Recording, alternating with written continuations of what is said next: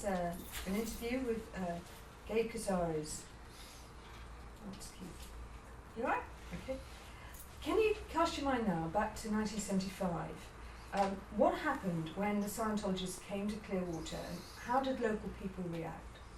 Well, I think that it's fair to say that people did not know enough about them when they first came in. They withheld judgment. It's only after it was discovered that this group that came in under secret orders was something other than what they said they were that they reacted. Well, tell me about how they came in under secret orders. How did it happen?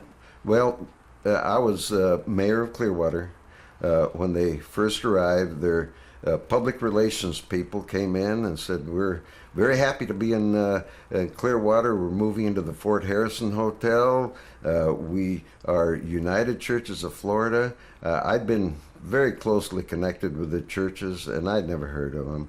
And then they said, "We're leasing from Southern Leasing and Land Corporation."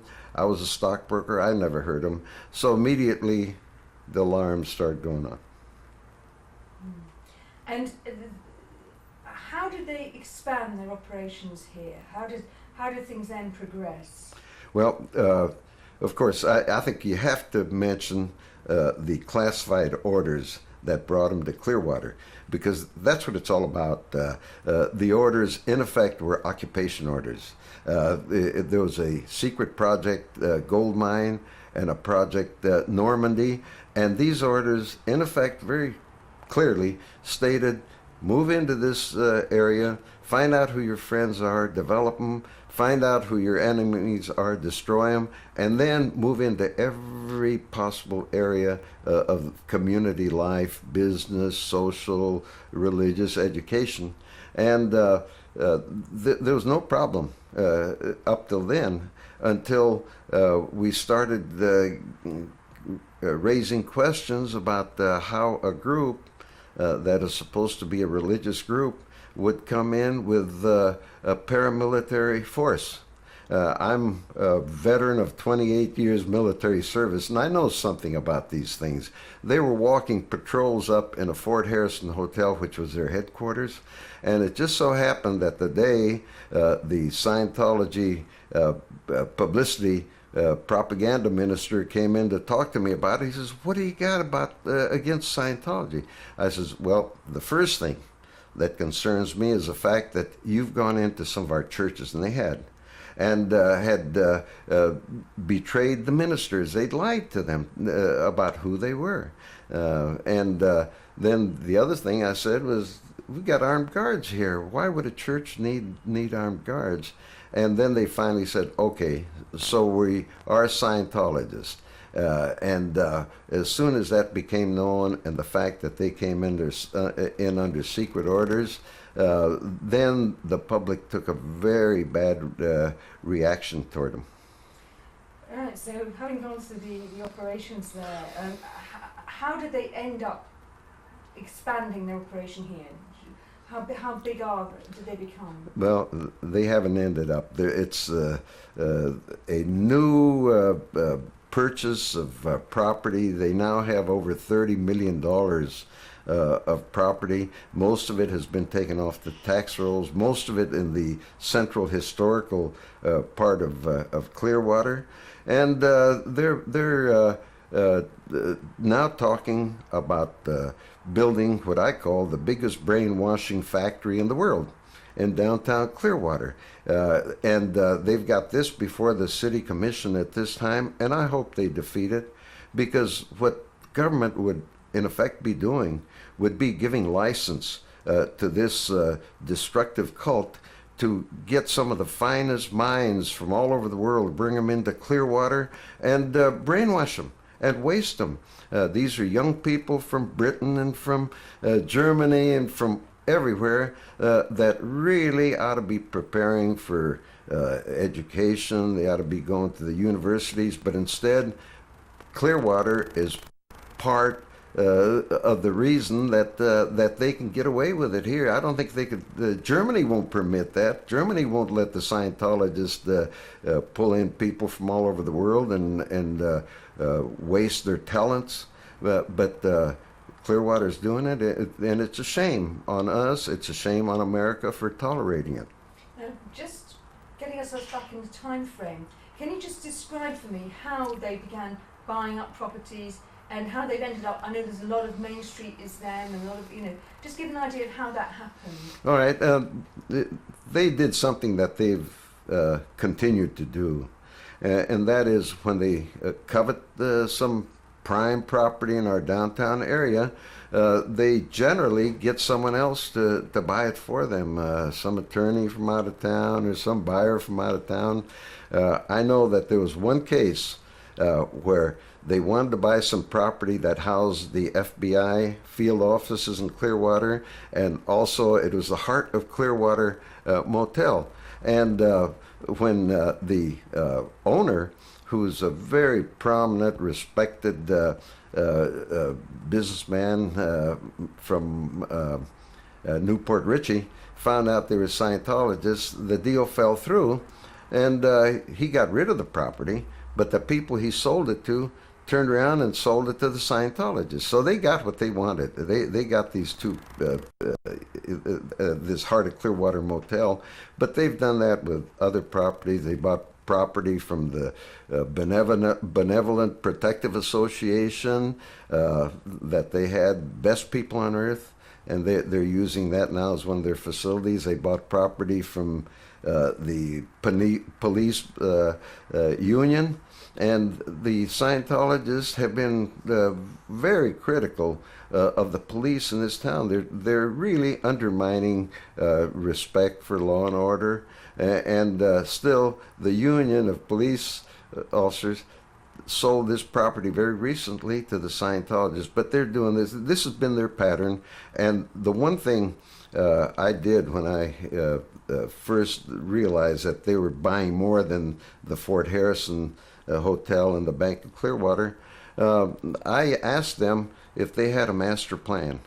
They have not produced a master plan, but every time they acquire additional property, they say, this is all we need. We don't intend to buy any other property, but as is clear, if you look at a map of Clearwater, you find out that they have the prized properties, and they continue to expand on the waterfront and elsewhere.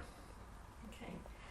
What happened to people who opposed them when they first came? Tell me about what happened to people who actually opposed them. Well, the Scientologists have been quick to take legal action against anyone that they oppose, or even anyone who even looks like they want to oppose Scientology.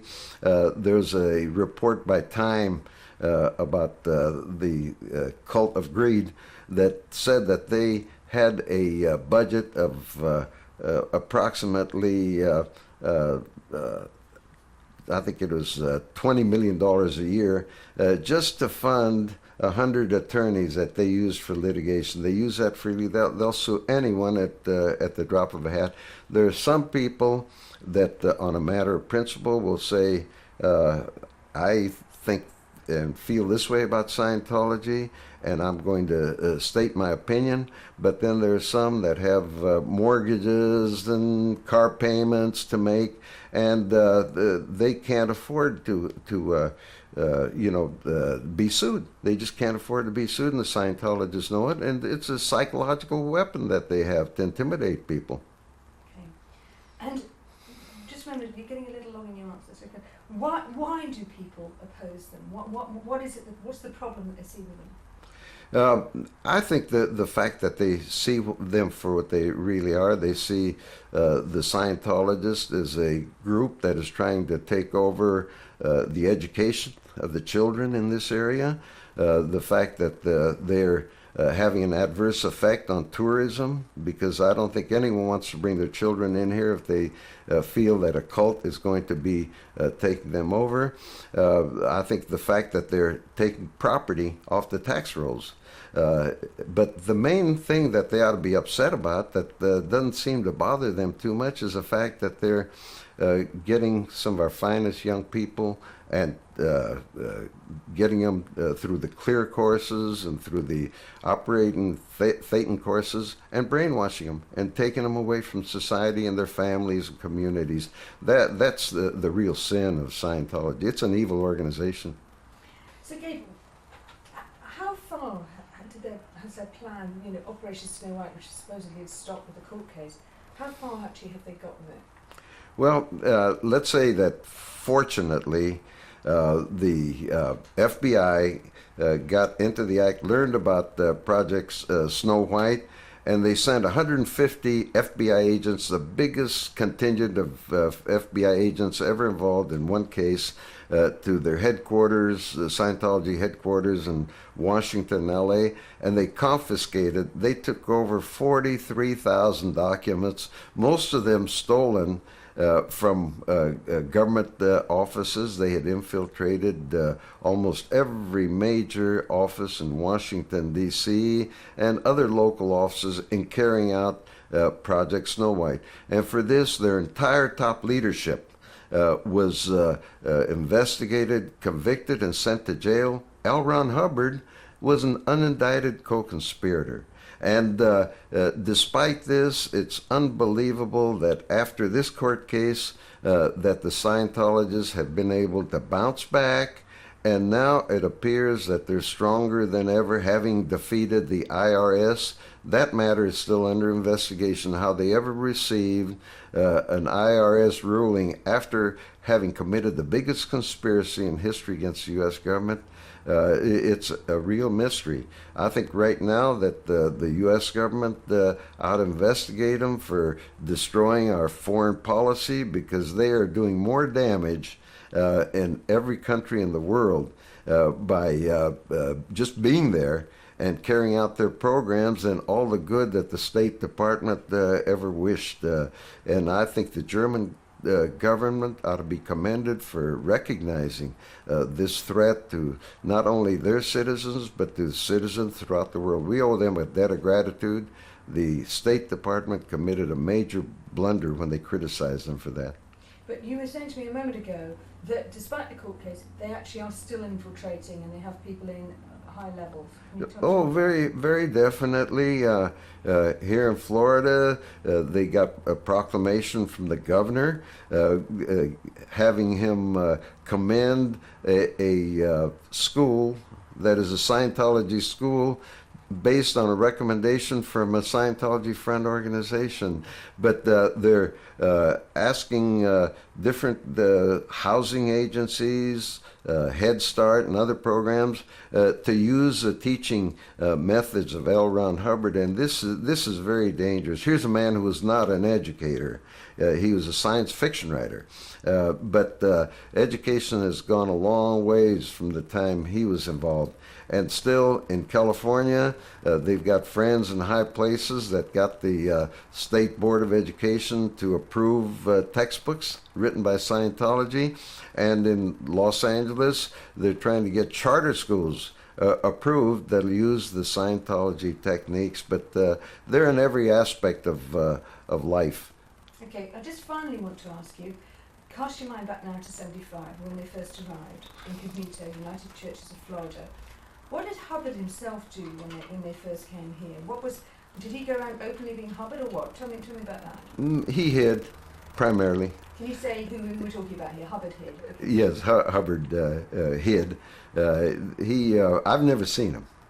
And he was in the area. We knew where he was. They found him at King Arthur's residence in Dunedin, Florida, and he used the Fort Harrison Hotel to some extent. But as soon as we blew his cover and showed that the Scientologists were in, this got too hot for him, and he started heading for California to Hammett, where David Miscavige holds court now.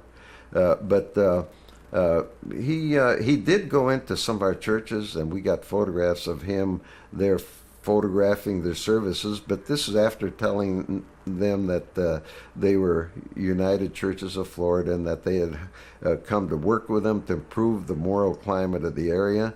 The moral climate has never been worse, and I attribute a lot of this to Scientology.